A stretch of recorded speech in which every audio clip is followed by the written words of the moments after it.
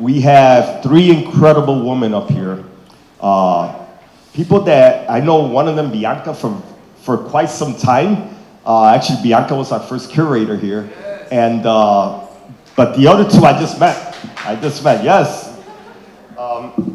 And we want to do a session on overcoming adversity. And I think that the museum that they're going to talk about is really a great example for how do you overcome adversity. And everything that they've been able to do, although they've been closed because of the hurricane. So I want to hand it over to them. I just want to say I really admire what they have done. When you see this exhibit today, I did not want to see it till the last label was put up on the walls. Because for me, it was to take it all in. And when I went in there, I really just cried. Because it told the story of who we are. It told the story of my parents. It told the story of my grandparents. And that's what this exhibit is going to do. So I want to bring to you the women who have really led this charge.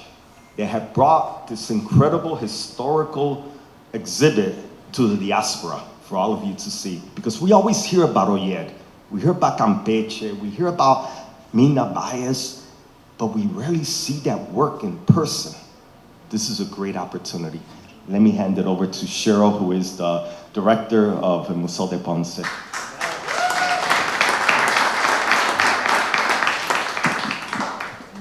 Good afternoon. Thank you so much, Billy. I also want to thank Angelina, thank you, and the whole team here at the National Museum of Puerto Rican Arts and Culture. We've just had this incredibly warm reception, and it's great to be here with old friends and new friends, and our friends from Ponce too, who came for the Engage conference and also the exhibition too. I feel so blessed to be here. And it's certainly the highlight of my first 10 months of being director at Museo de Arte de Ponce. I'm joined here by two amazing colleagues, Bianca Ortiz and Iraida Rodríguez-Negrón. Bianca helped make this bridge connect. And also, Antonio Martorell, the artist here. It's very appropriate that we have this kind of triangle here going. I had dinner with Martorell and Humberto Figueroa, and they spoke so highly of this institution. And you just were at the top of our list of who to reach out to for traveling the collection.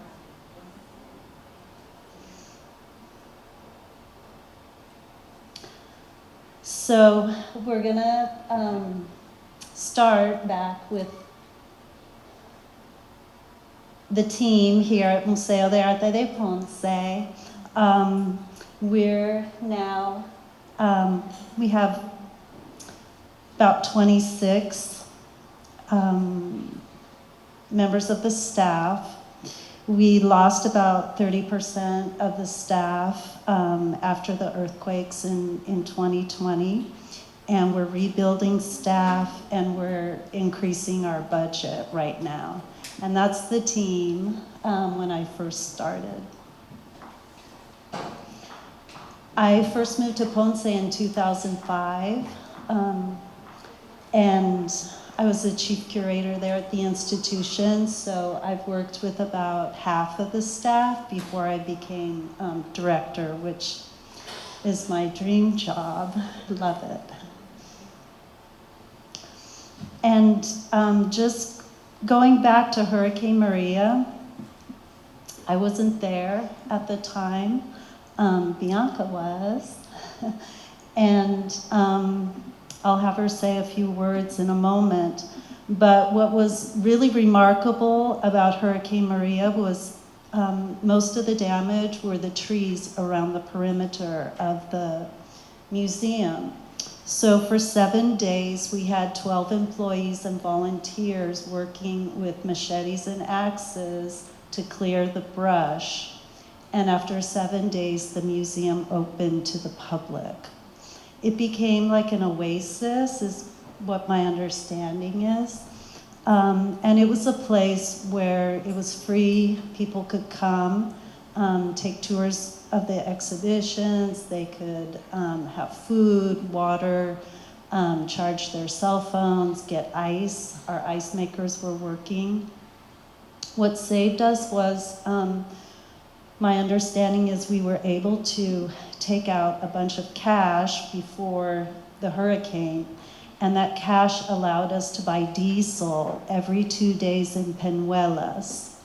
So someone would go get the diesel for our generator to work. We lost power for 34 days, but we never lost power in the museum because the generator was working, which is quite remarkable. So the building and the collection didn't suffer any damages. And that's just some images of the types of activities that were happening at the museum at the time. So now we come to 2020 with the earthquake. In January, 6.4 on the Richter scale, and we were 20 miles from the epicenter. Our building suffered damages, as you can see, but again, it performed incredibly well because out of around 800 works that were on view, just 2 sculptures were damaged, but they were repaired in our conservation lab. So it was a bronze bust and a marble bust. So out of the entire collection, just 2 works. But you see a lot of the plaster that came down, and that's what we needed to clean off of the frames and also the paintings that were on view. So our galleries have been closed ever since. And in this period of time, we've been assessing, the damages for insurance and FEMA. And we have started on our repairs and modifications now. So it'll be a few more years, but we're very optimistic. There's light at the end of the tunnel and the project's getting going. So it's very exciting for us to see that. I'm going to ask maybe Bianca to say a few words about what it was like as registrar of Museo de Arte de Ponce after the earthquake. Hello, everyone. I joined the Museo de Arte de Ponce team in 2019. And as Cheryl mentioned, the earthquakes in early January 2020 forced the consequent closure of our galleries located in the Doralstone building. And this was the first time we dealt with an emergency like this one. However, during this emergency, the registrar, the conservation, and the facilities team came together to execute an emergency recovery procedure to move the collections to secure areas within our building, our annex building. We started by basically assessing the most vulnerable objects in the building, which were the 3-dimensional objects, the sculptures. As you heard Cheryl say, only 2 sculptures suffered damages, but there were quite a few sculptures we needed to remove from the building, and that's where we started. However, how do we do this properly? We use a tool, which is our database, called the museum system, and we basically printed an object list with images of all the artwork we had on display by floors and by galleries. And this would help us record every movement of each object that we would move together. This is very important because these movements are updated at the end of the day, and this is how we keep track of where they are located. As Cheryl mentioned, and around 800 objects were removed, but from the second floor, which was the areas that were mostly damaged in the building, 429 objects were removed from that floor.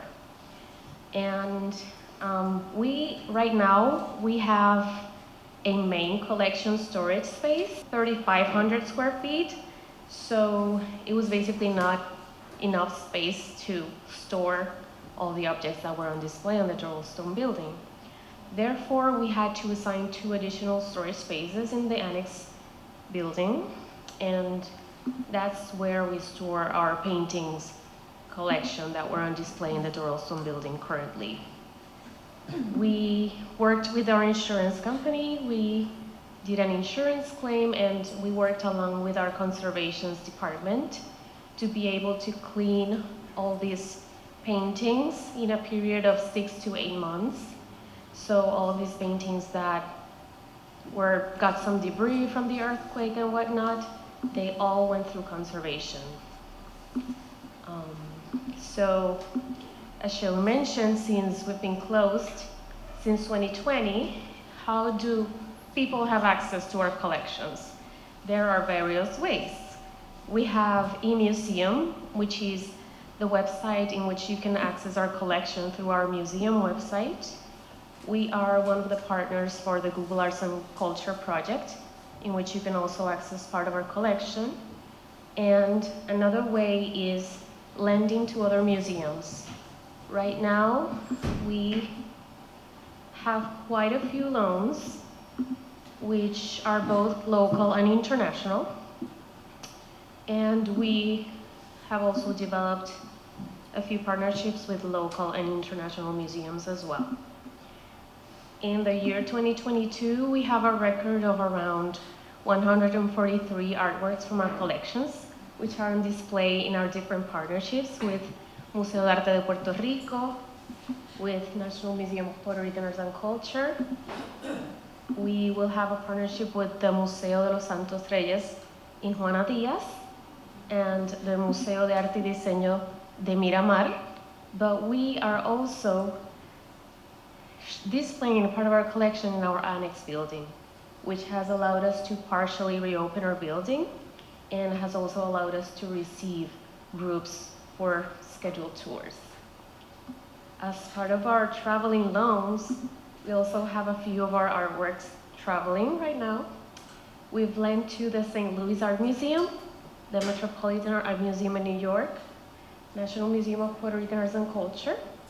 We will lend to the Museum of Fine Arts in Boston. We have lent to the Tate Modern, and we also have MSK in Ghent, Belgium, National Museum, National Portrait Gallery in Smithsonian, and the Delaware Art Museum. Those are coming up next year. Yeah, this year and next year. Now I'll leave it to Cheryl. Okay. I'm gonna show Bianca here in the art storage space. And we inaugurated our annex building in 2010, right behind our Edward Durrell Stone building from 1965. And in the annex building, as Bianca mentioned, we had to transform like our Salon de Conferencias into art storage and many other spaces too. But everything fits so far. But we want to keep growing the collection, so it's going to be challenging. As she mentioned, throughout the period that the museum was quote unquote closed, conservation staff, you saw Lydia Aravena, who's been there for 40 years, conserving the cultural patrimony of Puerto Rico, not only Museo de Arte de Ponce's collection, but also works at other museums, the Instituto de Cultura Puertorriqueña, and also private works. So this is, when I arrived in November, this was like a dream to walk into a museum. On the one hand, it was sad because I didn't see works on view, but when I walked into art storage and I saw how everything was so well taken care of, I knew we could pick up the phone and start calling other institutions to lend works immediately. So this is part of the behind the scenes work that goes on that's so important and imperative to these kinds of collaborations happening very quickly. Oops. Oh, are they? Okay. So also when the hurricane, oh yeah, okay. Yeah, we had a centro de acopio after the earthquakes. So what I love about this image is that usually this is like our loading dock where artworks come in and out. And it became, you know, a place where we were receiving donations and also sharing like basic necessities with the community. So this is an image of the former director, Alejandra Pena, distributing collective items in Guayanilla.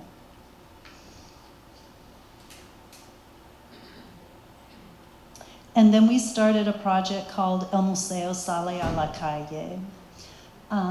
And this is very typical of a team, volunteers, artists, art educators who would go out. Again, it was the southern region of the island that was very affected. So they would go out daily to 7 different municipalities in the south and do art activities at the tents, shelters.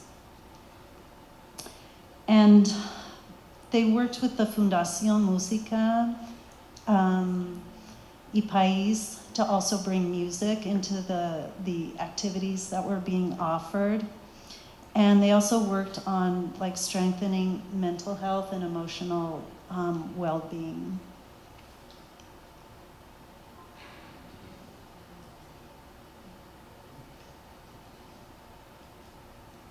When the museum opened, like right after the hurricane, I think we had like almost 4,000 come like just within the first month. As after the earthquakes, the Museo Sale a la Calle project, again, serving thousands in the areas. Sometimes it was, you know, outdoor school classes, but it was really trying to make art like a meaningful and transformative experience in the midst of this uncertainty and crisis.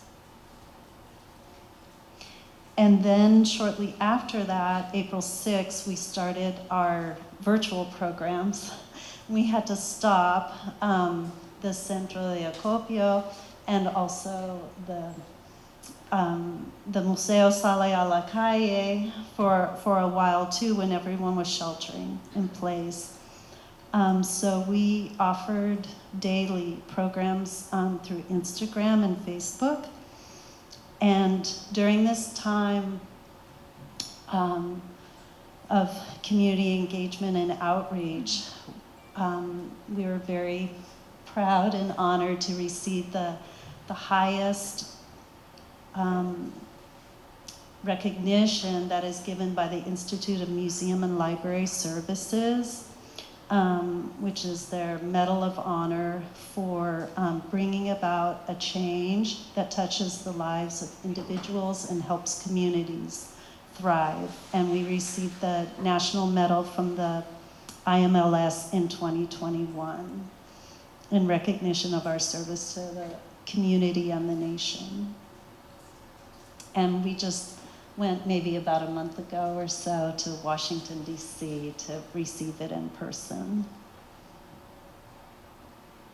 So now I'm going to have Iraida Rodríguez-Negrón, our curator, speak a little bit about the historic collaborative alliances we started actually in January of this year. Well, good afternoon, and I also want to take the chance to thank Museum of Puerto Rican Arts and Culture for inviting us and allowing us to speak with you this afternoon. Of course, for us, for a museum, one of the important things of our mission is to have art accessible to the public. So how we're going to do that if we are locked down, no, since January 2020? I have to say and congratulate Cheryl because she started her position running, because as soon as she joined the museum, she established those very important alliances, first with the Museo de Arte de Puerto Rico, which I'm sure many of you know is in Santurce. Their collection is about Puerto Rican art.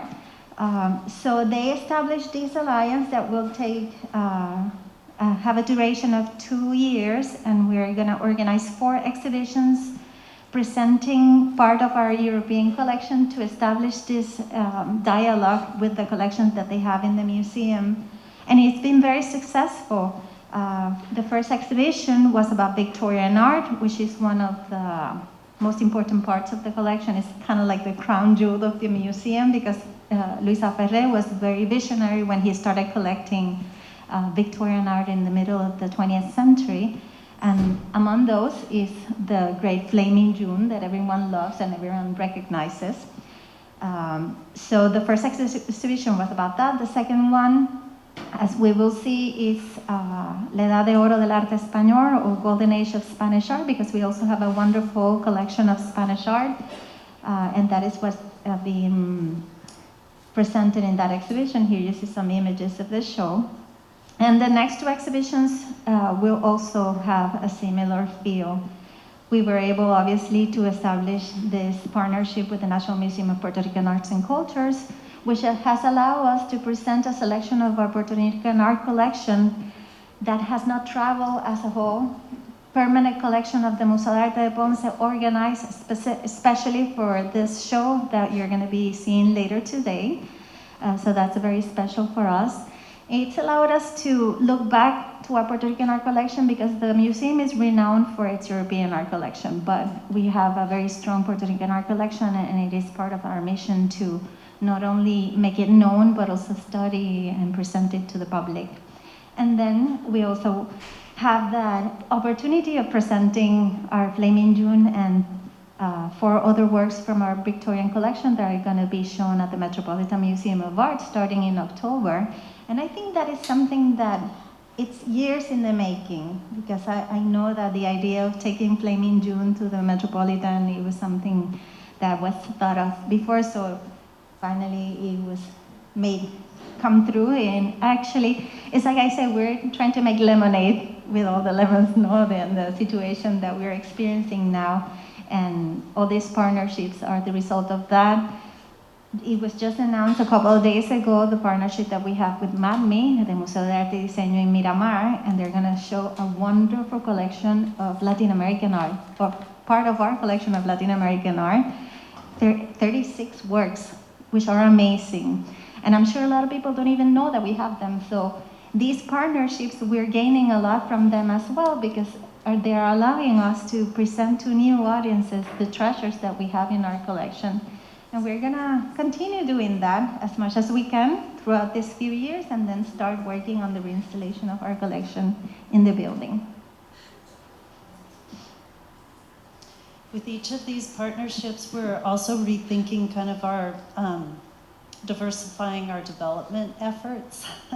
So we'll be bringing a group of art trustees here, and we started in 2017 after Hurricane Maria to do a series of dinners in New York City, which has been happening annually. Also to find new connecting points with friends here in the mainland to help us with our challenges ahead for the reopening of the building. And it's gone very well. We're trying to be connecting people more to our mission. I think our development efforts in the past were focused on a big gala of 1,000 people or so during COVID, right? We couldn't do that, and it's still with us. So we're trying to do smaller, more intimate events where we can really sort of tell our story and make a connection with people that occurs over time too. And that's what, yeah, you'll see tonight. Also, we're trying to bring the Ponce community back to the museum, right? So being closed for over 2 years, we have a lot of work to do in that area. And one of the first groups we went to, of course, being located right across from a university, is to tap into faculty and students in the whole southern region of the island. And in the annex and also in our garden spaces, they're absolutely gorgeous. We want to share them with folks, so we've been inviting people back for activities. And offering our space for free to community groups. And this is a group here, a Mundillo class, a very, I would say they're now stakeholders of the museum. They meet regularly, they become members, and they really appreciate their connection with the museum, and to have a space for them to build community and to maintain this incredible tradition. We're also doing a lot of work in the schools, particularly in La Playa de Ponce. Our education department and community outreach department, 2 people. 2 people doing, covering a lot of ground. Covering a lot of ground and giving a lot of art workshops, but they're extremely dedicated. We're looking to hire another person so we can do even more. But we wanted to, not saying no, so if a community that we had reached out to after the earthquakes or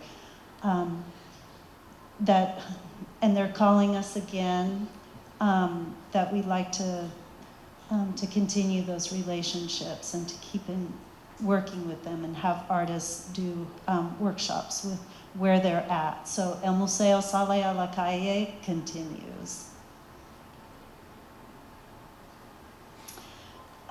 I mentioned briefly the conservation lab. So we're turning some of these spaces in our annex building into areas where the public can buy a ticket on an app, which was developed by a Ponce group, and come to the museum for a guided tour. They can come to the conservation lab for a tour, and we also have the library there and archive. So we're trying to think of creative ways of how we can be partially open to the public. And one of the first things we did when we started turning our hallways, reception areas into exhibition spaces in the annex was to reach out to Ponce artists. So Iraida, maybe you'd like to talk about that exhibition you can. We have on the 3rd floor where our office is at.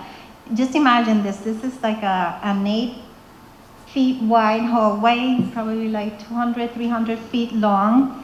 And this was the first task that I had when I joined the museum in April, just to hang some of our collection, but obviously not just make a random selection, but something that really meant something special. So we developed this exhibition that it's called Consonancias, Reencuentros con la Colección, which is basically a dialogue between our Puerto Rican art collection and our European art collection, going through all the different themes that are popular in the history of art, like portraits, landscapes, still lifes, and everything, just to give a sample of what we have, not choose just one school in particular.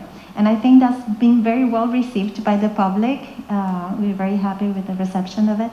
And then we also developed this other project, like Cheryl was saying, where we invited local artists from Ponce to come and choose a work of art from the collection and make their own work in response.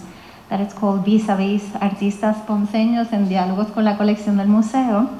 And we prepared a space to present that as well. So we have in the 2nd floor, right in front of the conservation lab, a space where you see the work from the collection next to the work by one of these three artists who are Jaime Rosa, Robin Alicea, and Nel Figueroa, very young. I don't want to say up and coming. I think they're established, at least in Ponce, very talented artists, and it was a privilege for them who have grown visiting the museum since they were kids to have the opportunity to present their work at the museum. When I head back, we're going to be convening a community advisory group to move the Museo forward. And that's going to be really important for us to hear from the community what they're looking for in the museum, and how we can evolve alongside and with the needs of Ponce. We're also working heavily with foundations and building new relationships with foundations, and working towards digitizing all of the publications that we've produced since our opening in 1959.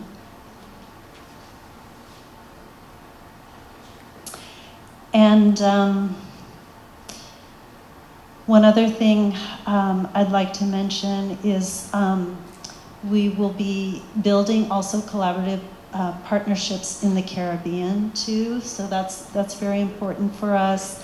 And I'm showing a picture of the executive director, LNB Augustine, of the Le Centre d'Art in Port-au-Prince, Haiti, who came and visited us and was very surprised that we had a good-sized collection of Haitian art, which Iraida also presented at the museum. So we're very excited to start making these connections both in the Caribbean and here in the mainland around conservation projects. It could be educational projects and exhibition projects too, or artist-based projects. So I think two things that we're constantly thinking about is what is our role in creating a more empathic, equitable, and connected society in Ponce, and with the new, the repairs and modifications of the building. Also, how are we going to take concrete action against the climate crisis too? It's something that I know is going to be part of our discussions as we go forward. Would you like to add anything more? Well, thank you, and we look forward to your questions and for more collaborations in the future.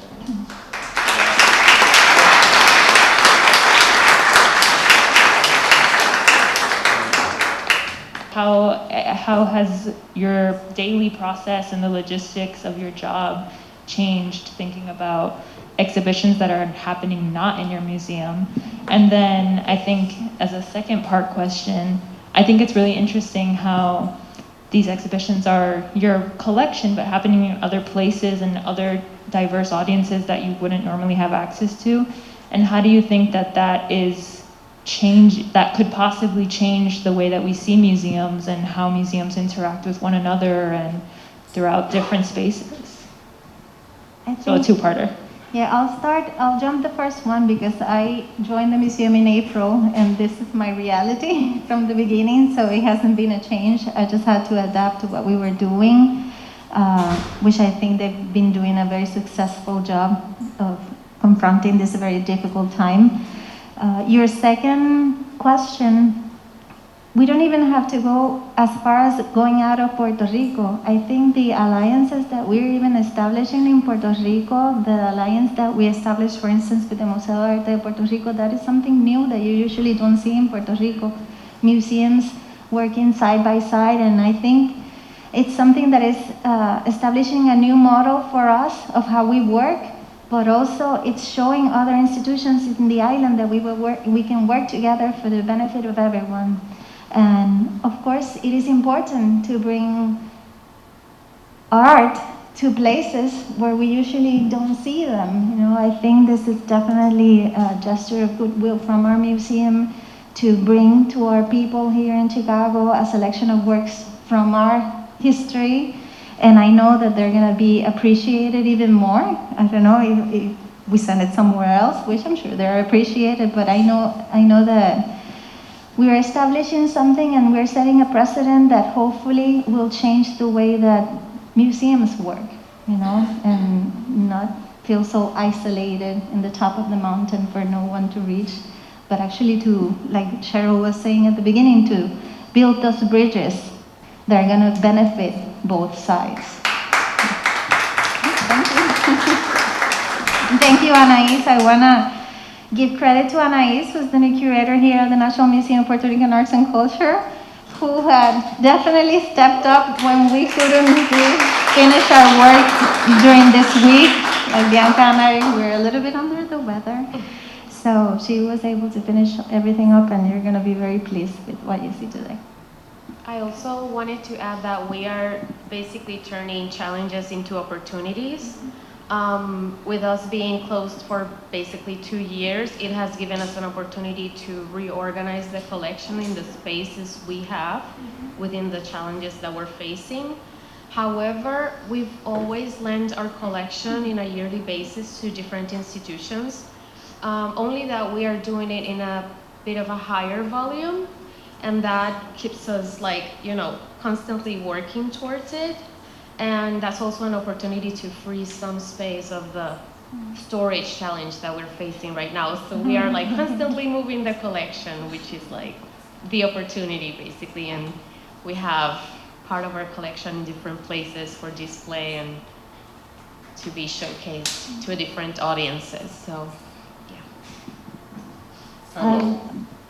I'll just say one thing here. I love seeing the collection in other spaces. I see the works differently. I notice different things about them. We love the comments in the comment book. We read them and we share them with the staff and the board.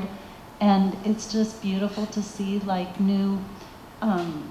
new dialogues, new stories coming forward, and we're learning a lot from our partners. So thank you, partners, for teaching us. Hi, I just want to revisit your initial presentation. You did mention that there was 30% reduction of your staff. How did that happen? That's the only question I have. In other words, I hope they didn't die. So that's the question that popped in my head when you said that. So. I think, and please add, but when the museum closed, so for instance, staff that were receiving the public, giving tours to the public, maybe working in the store, because of the shutdown of the museum, and then after that COVID, it unfortunately it happened before I arrived, so now we're in more of a gradual ramp up mode of adding new staff. Yeah. Yes. Hi, Ray Vasquez. I'm a trustee here at the museum on the board. Glad to have you here. It's just an amazing thing that's happening, our collaborations. But I want to mention one other thing. Prior to my retirements, I was a YMCA staff at the National Ys in the USA. Currently, I am a task force member of the Puerto Rico Task Force to bring back both the Ponce and the San Juan YMCAs, who suffered tremendously as well during Maria and the earthquake. They have in their lobby, very much like this size, a landmark mural that was given by the federal government by, se llama El Hombre, by Jose Rios.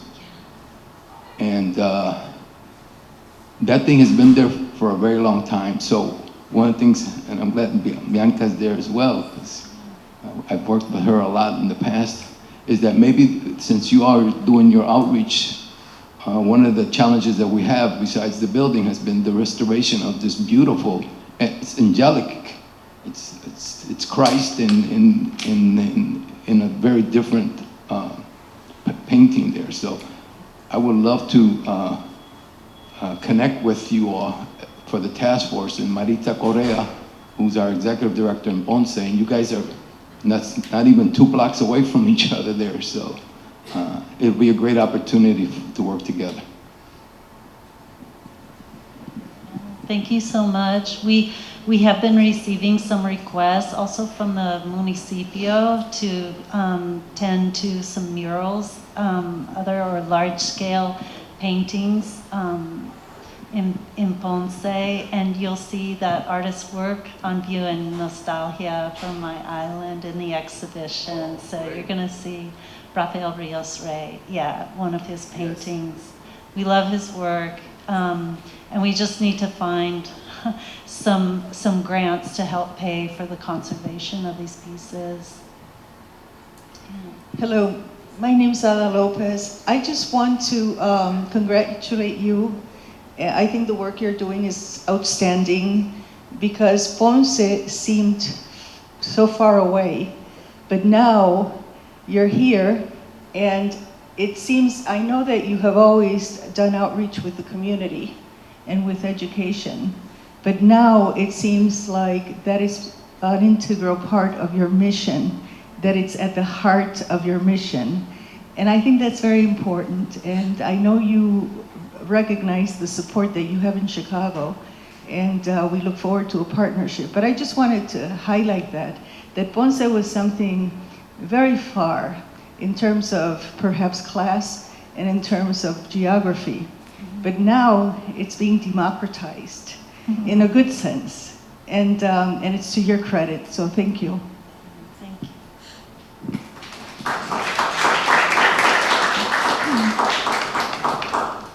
Hi, Alyssa here. I do want to congratulate all of you for being able to keep the museum going through such a hard time. And this question is for the panel, but also for all of us to really sit with.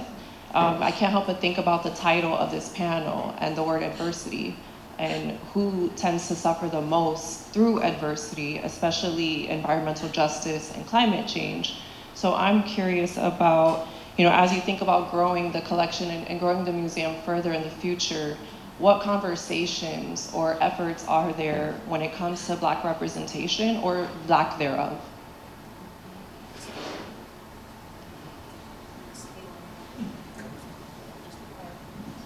We would definitely have identified that our goals is to grow not only our Puerto Rican art collection, but also those areas of the collection that are not represented, not only people of color, but also female art, no? So that is definitely something that we want to include in our discourse and in the way that we grow the collection from now on. We are going to start with a collection plan, a new collection plan, and also thinking about the exhibitions that we have coming up. We haven't really put it in writing, but I know that our conversations, we are definitely talking about focusing on Ponce or artists from the southern region, focusing on women, and also focusing on artists who are embracing their African roots in Puerto Rico. So it's definitely in the forefront of our thinking for our future. What are ways that you're thinking about making you more resilient to these changes that will continue to happen, so hopefully you're not as impacted in the future with the way you have been impacted this time? Just wanted to clarify in case there's any confusion. We closed because of the earthquakes of 2020. The museum didn't close for long after the hurricane. The damage was mainly outside. But I think that, again, making lemonade, this rebuilding project that is going to be coming, starting very soon, we're taking into account all those issues, all those things that we have to get ready for the future. So it's allowing us to look not only at our collection and our way that we learn our paintings, etc., but at our building, which is the jewel of a building, and it's giving us the opportunity of reassessing everything to affront those challenges that are obviously going to come at some point. It's part of our reality. We're right at the moment of when everything is being studied by the architects and everything, so it's, maybe you can check on us in a couple of years and we'll let you know exactly what we're going to do. But this is an opportunity that we now have to do that probably we wouldn't have had. So. Over here, I have a question. Do you have any idea when you might be open up, the full museum is going to open up? Any idea at all when you guys be open up? When we received responses to our request for proposals, the dates were leaning towards end of 2024, 2025. But we have to take into consideration the supply chain and also the labor and all too, so. Because it's not only rebuilding, but it's a retrofit of the building to make it ready. Yeah, seismic resistant, yeah. Or we wanted to say one thing, what the firm that we selected, one of their strong points is responding to climate crisis through their buildings, and they're also going to be working with a consultant we've had through a Helen Frankenthaler grant that Bianca can speak about in terms of the climate control.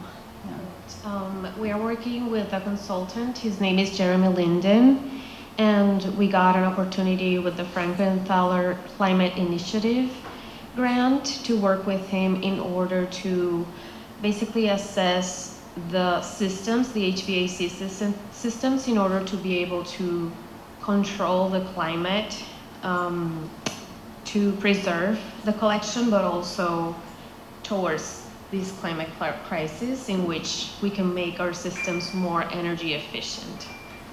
So that's something that's also in the studies, and it's also part of the reconstruction process of the building, which we're going to put into execution in this long process. They immediately started talking about solar panels when they arrived at the museum. So yeah, it will be integrated into the project because we want to have more independence, I think, from our the grid that we're on, which is very dependent on power coming from or the support from the municipality. So if we have a little more autonomy, it will bode better for the institution in the future. Okay, I just wanted to share that I went to the exhibition at the Museo de Arte Puertorriqueño the last day that we were having the Victoria exhibition, and to my surprise is that people from San Juan think that Ponce is like maybe 10 hours away. You're vas a bajar a Ponce. It's like something out of this world. And how they had the opportunity. I was so surprised how many people were there, how many families. I got to see the exhibition because as a good Puerto Rican, me colaron. If not, it would have been impossible because there were so many people waiting. And I was so happy to see that happening in San Juan, that people from San Juan had the opportunity to see what we had in Ponce. I'm curious with the retrofitting and things like solar panel, Do you foresee that you'll compromise the aesthetics and design of the building I in don't any think major that ways? will ever happen. I think we will definitely try to work around to avoid that. And also with this new rebuilding, we want to preserve the essence of the building as well. That was designed by Edward Durrell Stone, built in 1965, which is an artwork as well. So, yeah, I'm sure. The architects are very, they appreciate the building greatly and want to be true to it, but at the same time they were happy to hear that as a client we weren't coming to them with like very strict kind of a fixed idea or you know, some kind of exact, you know, suggestion for how we wanted them to address the building. So we really look forward to the next phase, which will be the design phase, and we'd love to share those with you here too. Yes. Yes, my name is Tony. Tony Flores from the House of Puerto Rico, San Diego. Our cottage, we have a storage issue. And I saw in that slide there that you have a storage facility. And what type of storage facility do you use for, you know, paintings? Because we got, you know, paintings and artifacts and stuff like that we have in limited storage that we want to be able to put in. So what do you recommend? Well, for paintings, we recommend the rack systems, which is a vertical system that is made by this company called Crystallization Systems. They actually design the system just specifically for your space. You just tell them how many racks you need, measuring how much, and they will send you the design for your specific space. For three-dimensional artifacts, we either use open shelving for larger objects, but we also have the closed shelving, which you saw in one of the pictures perhaps. Those closed ones are more like for small archaeologic artifacts, for ceramics, bronze, and wood. So yeah, depending on the objects, those are your needs. But for paintings, crystallization systems, and they also make the shelving systems for the three-dimensional objects. Two climate events, right? The hurricane and the earthquakes upended life in Puerto Rico. And in many ways, it shifted, right, the museum, and it has forced the museum into this now kind of transnational, transhemispheric space of sharing art and all of this.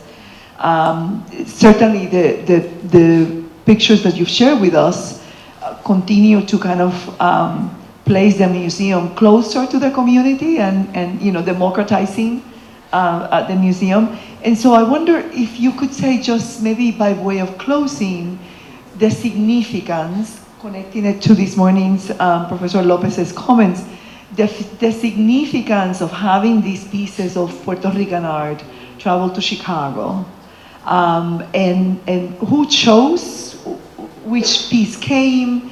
If you could just give us some maybe anticipation comments for what we are about to see this afternoon. I'm just intrigued with this notion that sort of Puerto Rican art is now in Chicago, these amazing pieces that speak so profoundly about our culture, our identity, and art now are being consumed here, right? And I don't know, if you could just give us some closing comments, perhaps. You want to say something before? So how did we make the selection? Well, obviously we knew that we wanted to bring some Campeches and Noyers, because we had to, and how to connect that also to the other works that we selected. We decided to focus on the first half of the 20th century because it's a very important moment in the history of Puerto Rico, right after the 1898 and all the events of 1898, the change of government, the instability, the poverty, everything that happened, and how the artists of that time reacted to that. especially these artists who were alienated from everything that was going outside. There were not many opportunities for travel, for them to learn from other vanguard movements on other countries. So how to organize them? I came up with 3 topics: home, people, and the landscape, which is my island. And those are the things that people always keep close to their heart when they leave the island. Like, I lived in the States for 15 years, and those were the 3 things, you know, my home, my people, and my island. And that's how the exhibition is organized. And those are the things that are gonna touch the public very closely. I know that everyone will identify with 1 or 2 or 3 works, and important works from important artists who basically established the pictorial tradition in Puerto Rico after Oyer, and that is very important. Obviously, after that, the generation of the 50s and everything else, then Puerto Rico opens up more to all the other movements on the outside when artists started to travel. But those that were working in the first half of the 20th century are very important for what we understand as Puerto Rican art, and that's what you're going to be seeing in the exhibition. Thank you.